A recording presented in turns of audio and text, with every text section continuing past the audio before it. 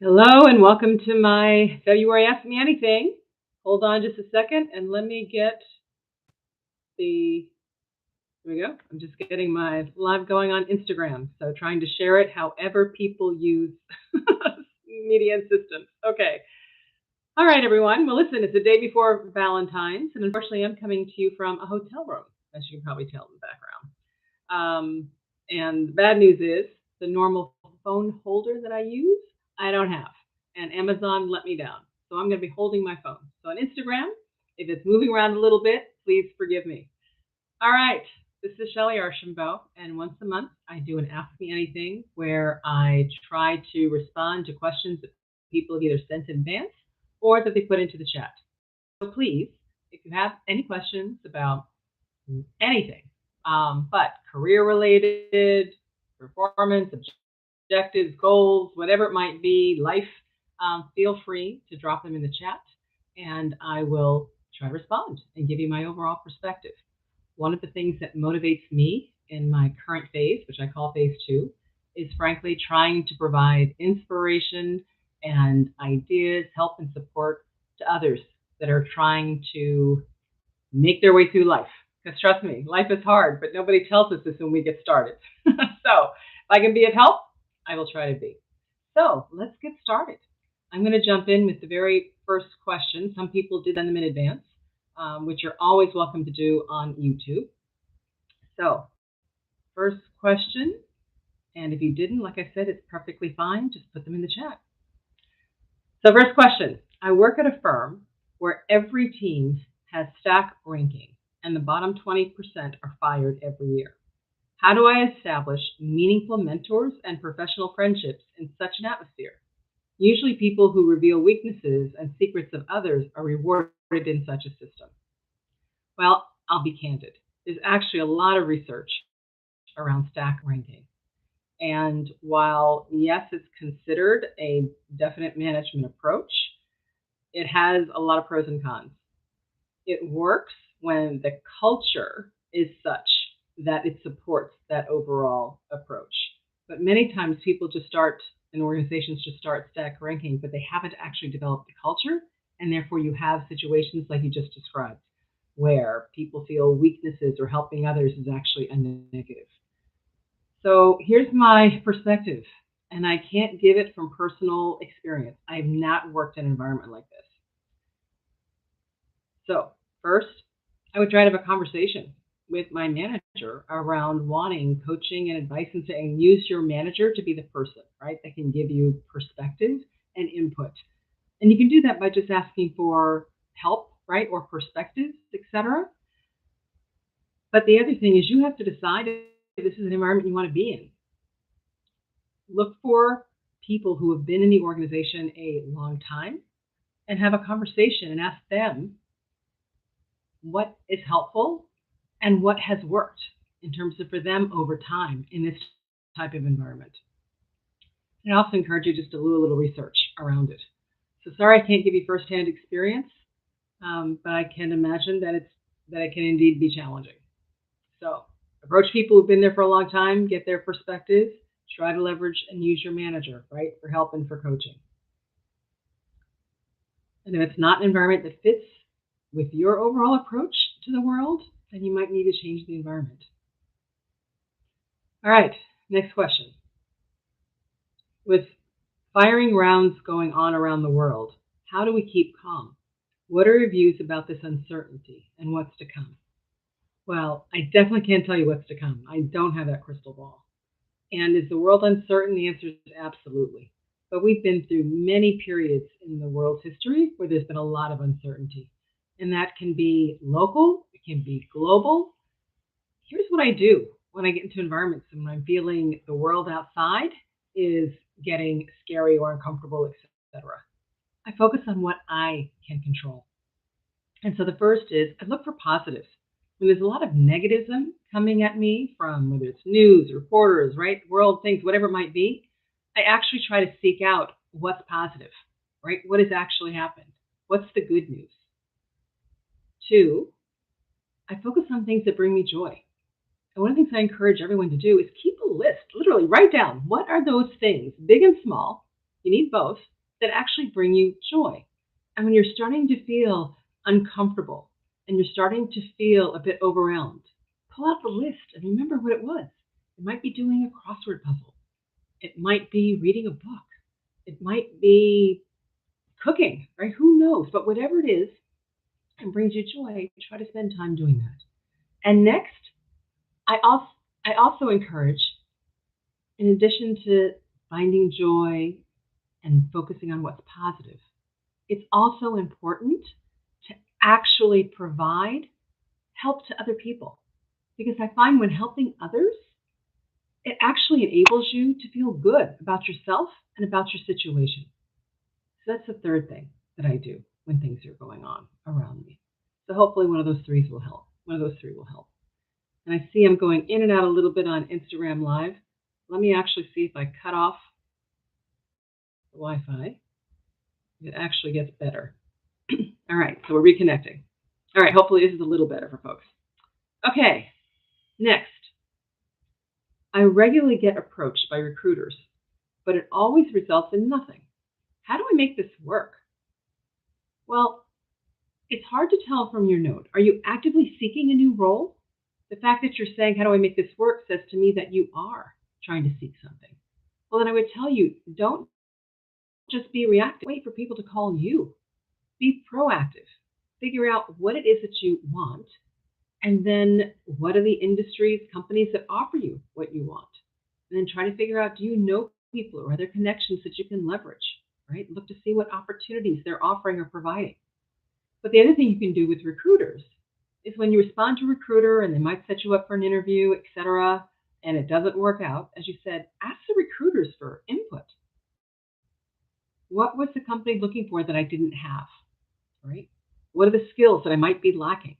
The key is getting input so that you can figure out, is there another job that you might need before the one that you're trying to go after to be able to compete effectively?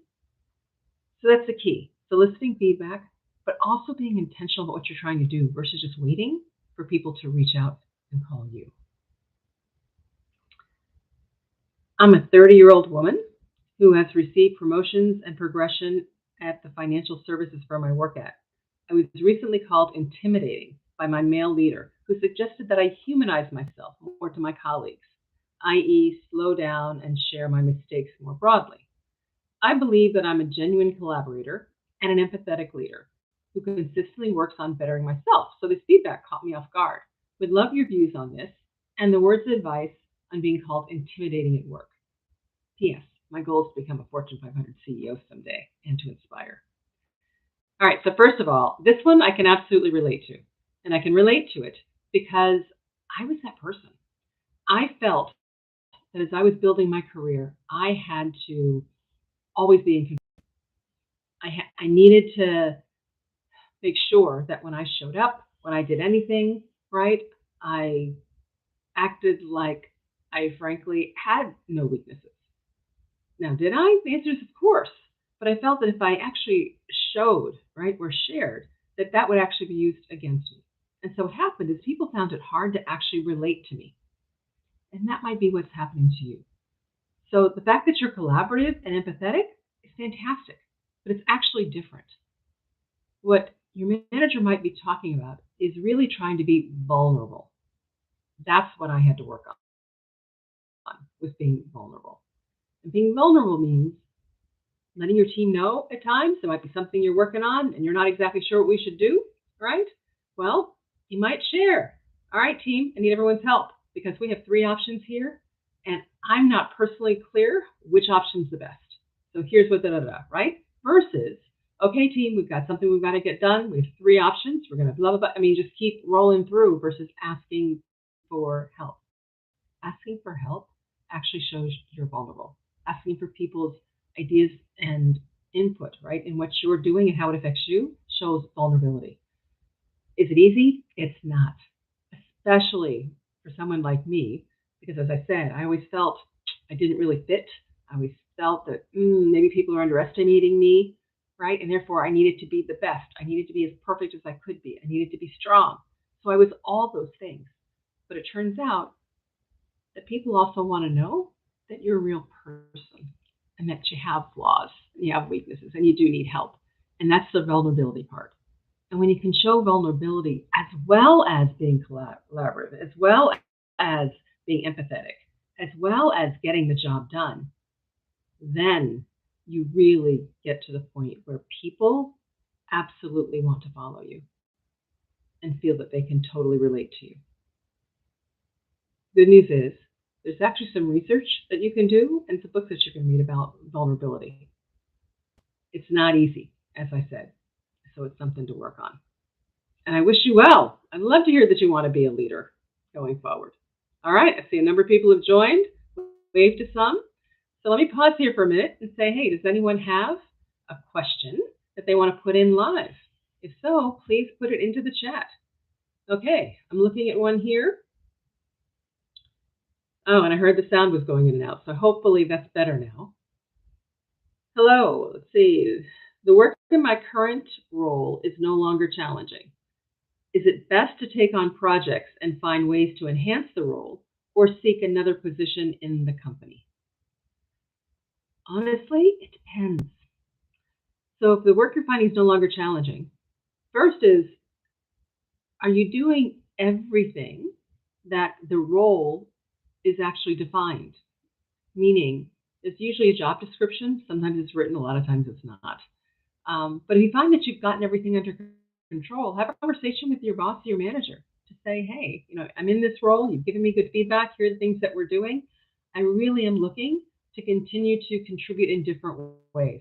I want to increase my ability to learn, have new experiences, etc., and see if there's things that you can do in your current role.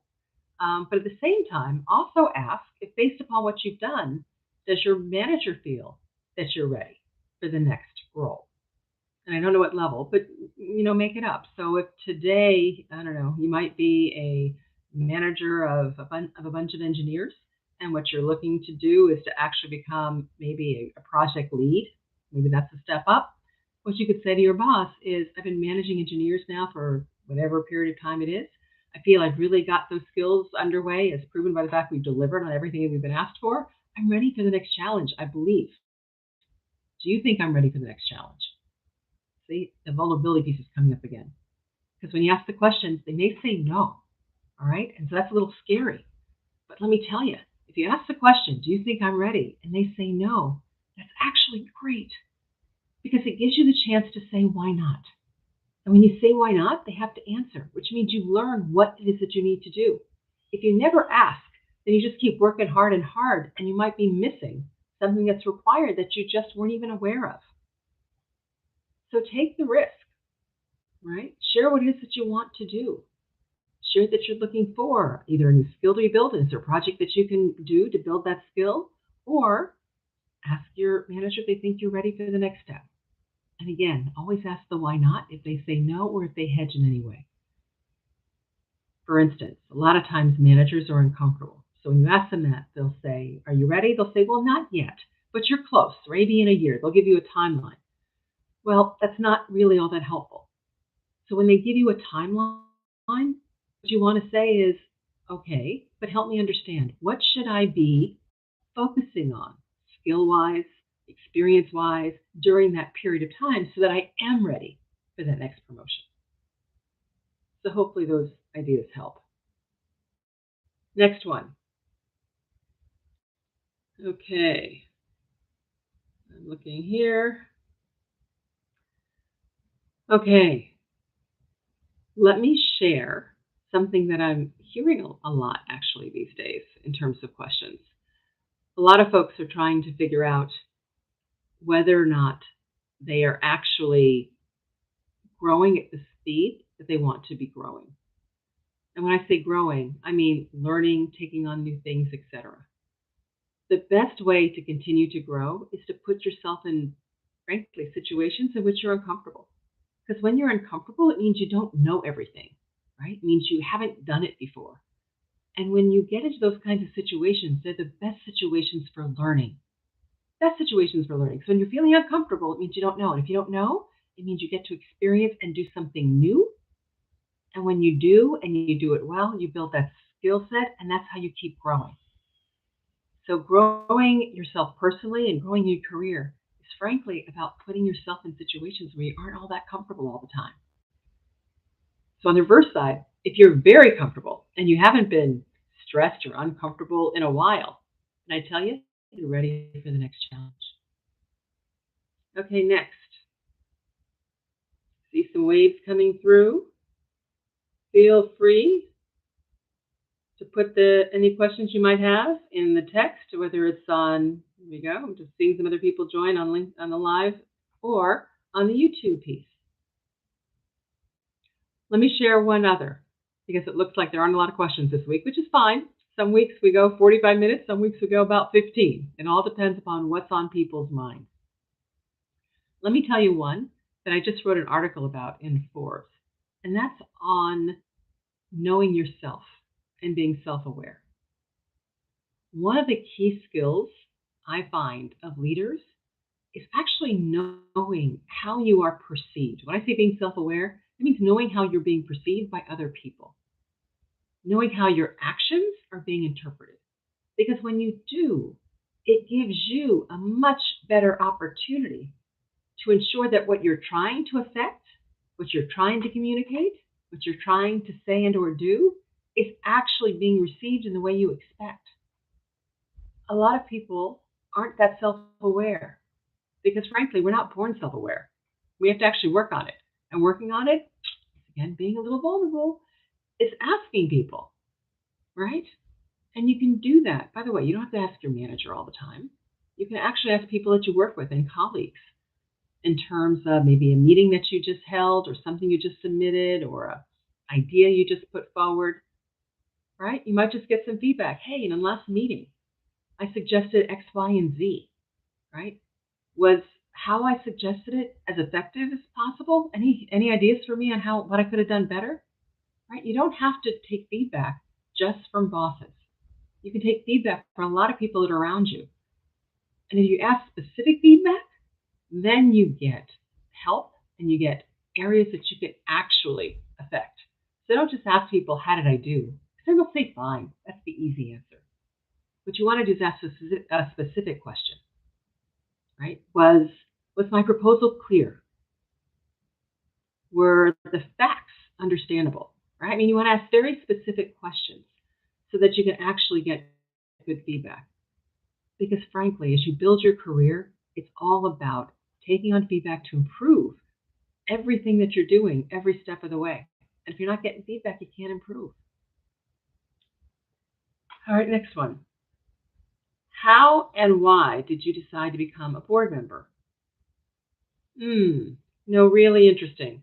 I actually didn't even know. When I started my career and I was working towards being a CEO because that's what I wanted to do, I didn't really even understand the concept of a board or board members. I didn't realize it was actually a job. Probably wasn't until my mid-30s that I realized, oh, wait, they're board members. And a board of directors actually hires and fires the CEO. So that's when I decided I want that job too one day. And I set out to try to understand, who are these people? What do they do? What were their backgrounds? What were skill sets, right? What kinds of things did they do before? And then once I got my CEO job, I then said, okay, I had planned on it and I built skills and capabilities that I thought would be valuable in terms of to boards. And then I started treating it like I did any other job, which was I went after it proactively.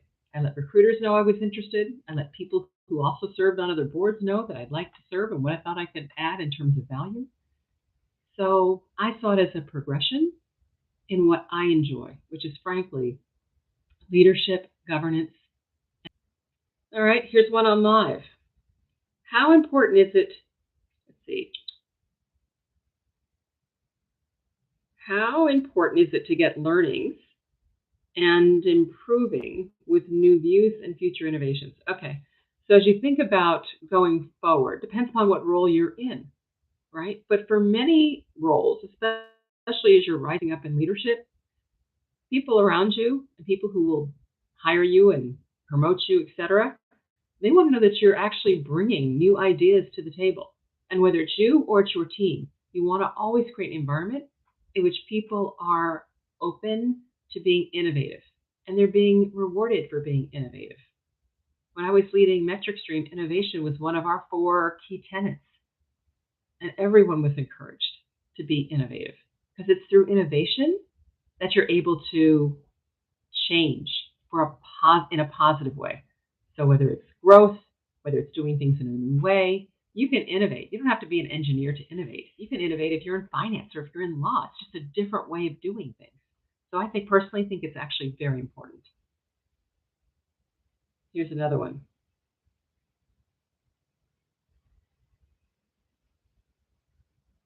Which main barriers have you found in your career in leadership?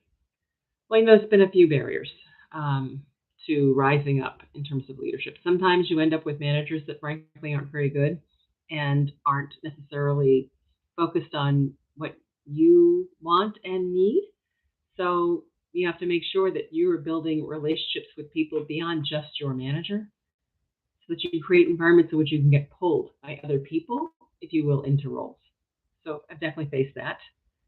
I've faced, people underestimate me. I'm a Black woman in tech, right? So that in itself has always been a bit of a barrier as I was moving up. The other, in terms of barriers, sometimes has actually been, I would almost call it, some in myself. I've gotten in my own way sometimes. And when I say gotten in my own way, meaning not realized as quickly as I needed to realize what was truly important to be able to get a certain job done and done well. Because here's the key. You're not going to be considered for the next job until you really do the current job that you have well. So one of the things that I learned along the way, I wish I'd realized much earlier, was mentors. People always use mentors to help them think about their career and their path and their future. But frankly, you can get mentors to help you do the job you have. Because the job you have, other people have done. And because they've done it, they can share with you what works, what doesn't work. They can help you avoid mistakes and all kinds of things. So I'm a big believer. Get mentors who can just help you do the job you currently have. People have done it before. And that will tee you up to be able to do that job faster, which will then put you on path to be able to move forward as a leader. All right. What else? Okay, I'm just scrolling through real quick to see if there are any questions that I missed. Hello, everybody. I see a lot of hellos, which I really appreciate. Okay, here's another one. How did you handle being dismissed as a Black woman in the workplace? Well, it's interesting. I wish it was as easy as I was just dismissed in the workplace, right? But it wasn't. A lot of times it's much more of an unspoken, bias where, not much is expected from you. And therefore people may not invest in you, right? That kind of thing. So it was rarely something, overt for sure. Early in my career, a lot of overt things happened. But later in my career, it really wasn't so much overt as it was, why am I not being thought of for this, right? And so what I found is the best way to overcome it is to make sure people knew, frankly, what my aspirations were. And I didn't do it by walking around saying, okay, I want your job one day, right? Okay, I want this, I want that, I want that. No, that doesn't work. I did it by asking for help. Let me tell you, I think asking for help is one of the strongest tool sets you've got because most people actually want to be helpful. So what I would do is I'd say, I'm really interested in leading such and such and such and such one day. So far, I haven't really been considered for that. What do you think I need to demonstrate to show that I'm capable of that, right? So it's taking something, it's being specific, it's asking for help. And then what happens is people realize, oh, she actually wants to do that. And then they start watching you because you've asked them for help. And then you start doing what they suggest. That's key, right? Giving feedback, all that kind of stuff. And now they're paying attention to you. They're seeing that you're actually able to accomplish and get things done. And then you get opportunities. So when you come across what you think is a roadblock or somebody's dismissing you, don't just be upset and get angry and, go off in a corner. The key is figuring out, what do you do about it? And the best thing I found to do about it is to actually address it in one way or the other, but do it in a very professional way.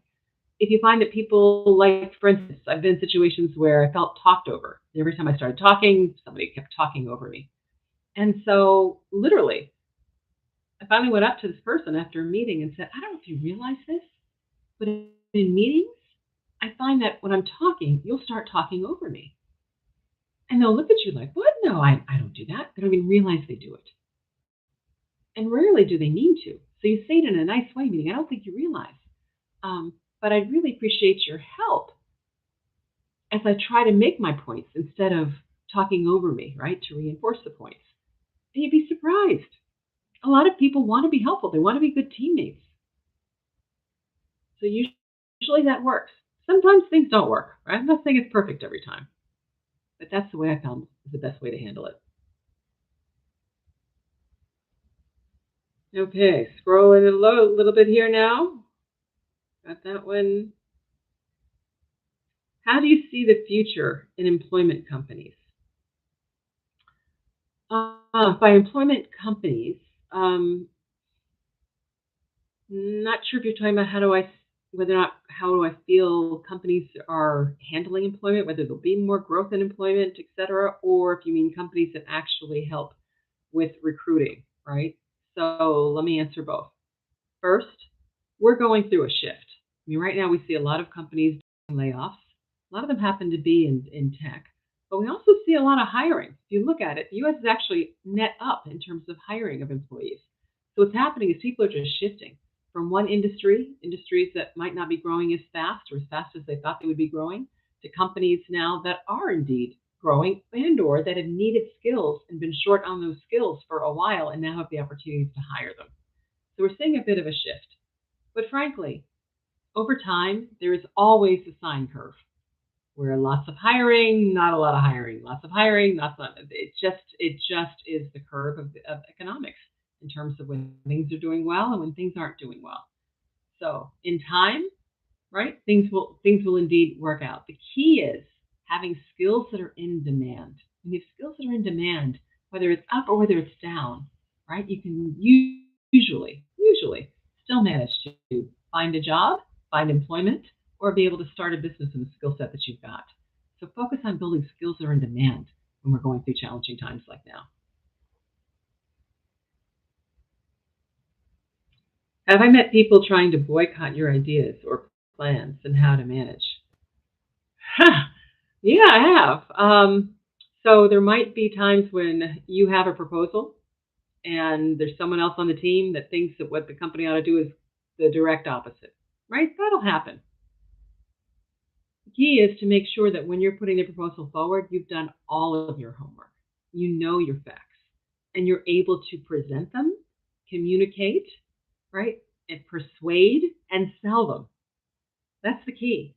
There's always going to be situations where people are going to be supportive and not supportive. That's just how business works. And frankly, it also creates typically for the best ideas. If the whole company always had just one idea, trust me, the company wouldn't do very well. Having multiple ideas, especially competing ones, actually helps make both stronger because you go back and forth to say, well, we could do X or we could do Y, right? And you go back and forth, and what happens, you have to hone it and make it better. And so that's the way things work, and it's okay. Key is to do the work so that when you do present it, it's not easy for people to actually shoot it down. Okay, next. All right. All right. Well, listen, everyone, I think I've answered all the questions that have come through. I thank you very much for joining, those on Instagram Live and those on the YouTube. I know there was a bit of, what should I say, network issues in the beginning, so I thank you for sticking with me. I do these every month. You can register on my YouTube channel to find out that I've got them or when I'm holding them. And I try to tie into Instagram Live when I do them, so you can catch me in both places. And I always post on Insta as well as LinkedIn when they're going to be. So follow me. And I hope everybody has a good week and a good Valentine's Day tomorrow. All right. Bye, everybody.